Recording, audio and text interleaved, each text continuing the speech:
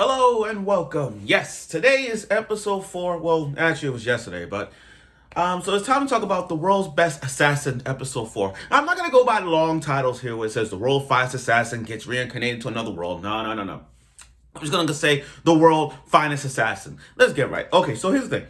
For the last 3 episodes, after looking back on it, I just realized something. We don't have an ending. And it's kind of weird because I never thought of like a show like this to be an ending. I mean, after watching it, to 3 times, after watching the first 2 episodes, I'm like, where's the ending? And then, we got the ending with Daya, which finally, is really good. Now that I think about it, we actually got a good ending. But other than that, episode 4 just right now jumps into like the landscape of, meeting new characters, especially Tarte, the new girl coming along. Now, here's the thing. Watching her develop, you talk about develop, it's very interesting. Very interesting to see her develop right now. I mean, like, we get to understand why, because we understand by why she joined his team. And I gotta say, it makes a lot of sense because in the first episode of The World's Best Assassin, we get to see his group, him and other females with him. Now that we're getting closer and closer, we get to find out the truth about him. We finally get the truth. Now, for those of you who read the light novel, I'm pretty sure people realize that they're not putting all the pieces together, but they are putting a few pieces towards it, which makes sense, by the way. So without further ado, let's get right to this review of The World's Best Assassin, episode 4. Let's do it. So here's the thing. You still kick things off with what better way to kick off The World's Best Assassin with a new character, especially Tarte. Her backstory is kind of sad. It's very, very sad. Not like heavy sad, more like sad. I mean, like, family's poor. They only rations whatever they want, and due to the ratio, the economy or whatnot, they had to abandon her daughter. Like, okay, we don't have enough for food, so you know what? We're gonna kick you out.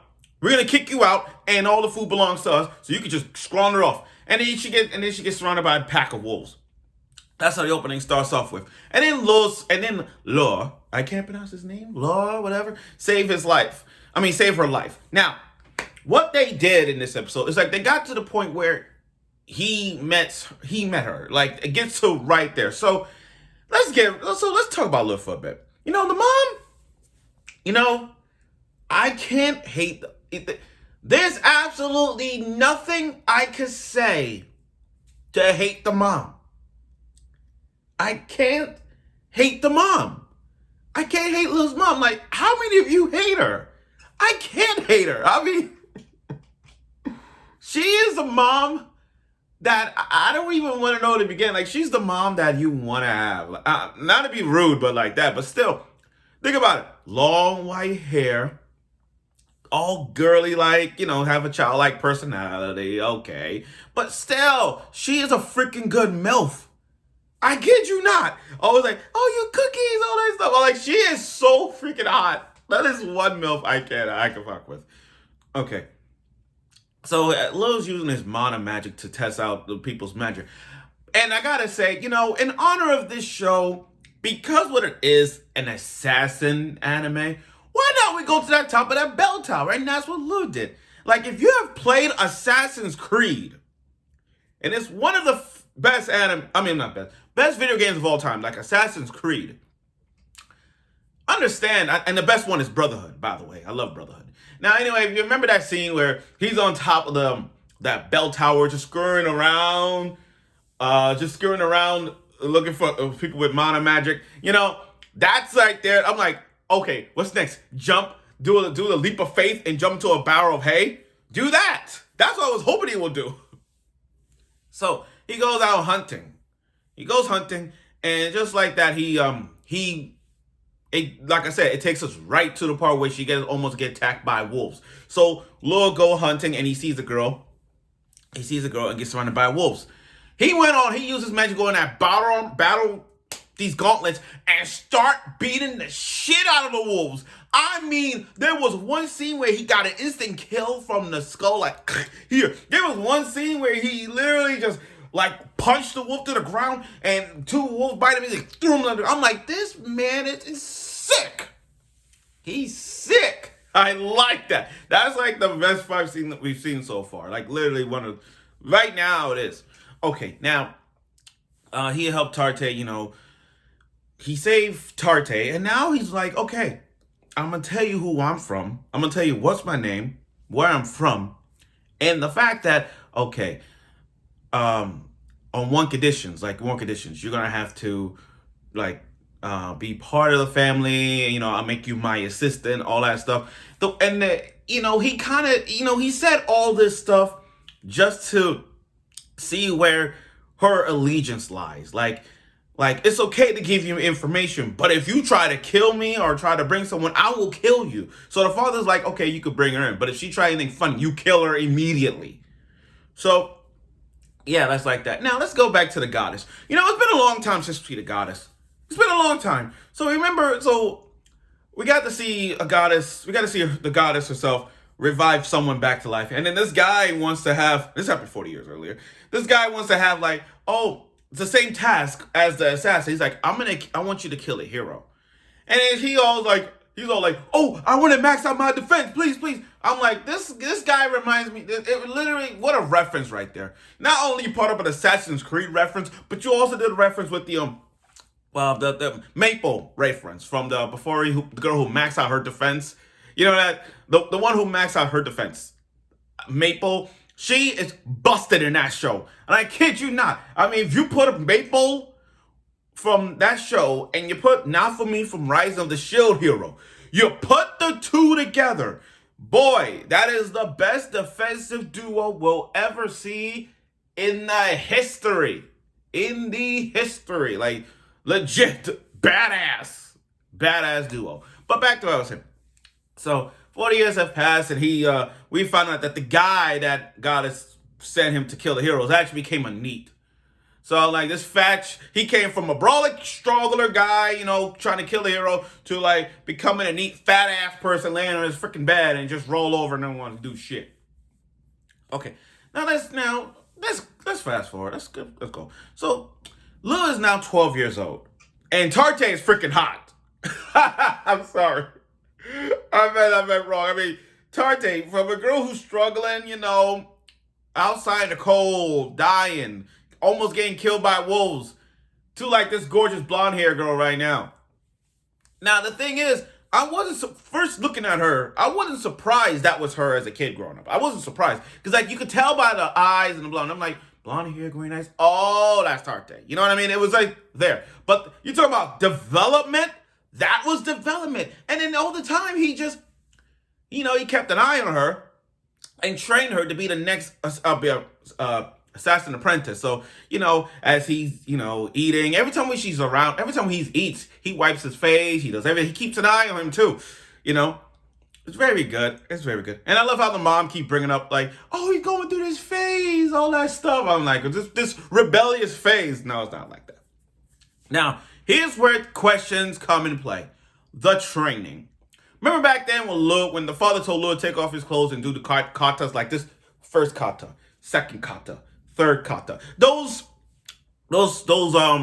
body structures. When Tarte did it, people was like, where's the uncensored version? I get it. Now, this is the question that everybody should be asking after watching Tarte doing all these scenes or whatnot. Should this show be uncensored? Slightly. And I say slightly, yes. I said slightly. I'm not saying majority, like, yes, this needs to be uncensored version. No. I said slightly. Because it's not, remember, this is the same people that did Redo of Healer. When you look at Redo of Healer, yes, it needs to have an uncensored version. But when you look at this, it's not that big of a fan service. You know what I mean? Like, Redo of Healer deserved that fan service, and it does deserve to have an uncensored version. I get that. But when you look at this one, sure it shows fan service, but it's not as heavy as the Redo of Healer. You see what I'm trying to say? It's not as big as that. So that scene with Tarte strip and doing all these maneuvers, okay, but again, it's not as big. So anyway, Lugh is teaching Tarte the ways of being an assassin. And he already got the experience. I mean, yeah, he was reincarnated. So at 12 years old, he's training Tarte to become the best assassin ever. I mean, there was one scene where she was like, got her knife slightly and almost killed, but Lugh's the best. He's the best. So of course. So and she is good with spears. She is good with a spear, by the way. So he made a tool that's like a tool that is a spear, but it splits into 3 parts. Kind of like how Nami's from One Piece. You know how like the staff back then was split into 3 bars. So with this one, it's like that. Better yet, if you want to compare it, just like there's some other weapons that compare to that, but still, it's the spear that connects to 3, and it's like it's like a chain, but it's a spear as well. So she has great spear experience. And the thing is, I like how the ending where Tarte just on her boobs is on around Lug's face. And I tell you something. At 12 years old, he already got a harem going. Like, he already getting this harem going at the age of freaking 12. You know what I mean? Normally, in a harem slash ecchi anime, whatever you call it, in a harem slash ecchi anime, the average age of a harem usually goes around like 15 or 16 at best. In some anime harems, they do that. That the average is just normally in high school level. But for him at 12 years old to have a girl like her, oh my God.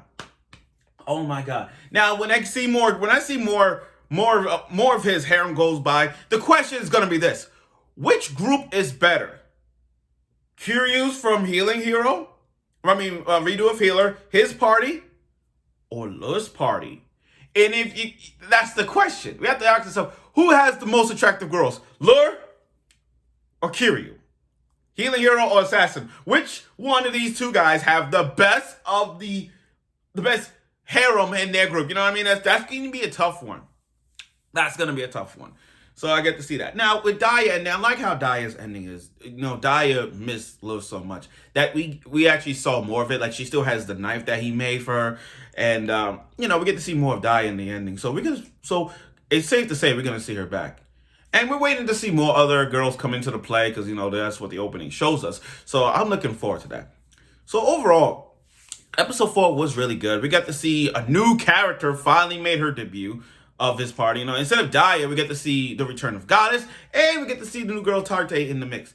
Now, everybody's saying like, oh, is the plot sucks? Is this going?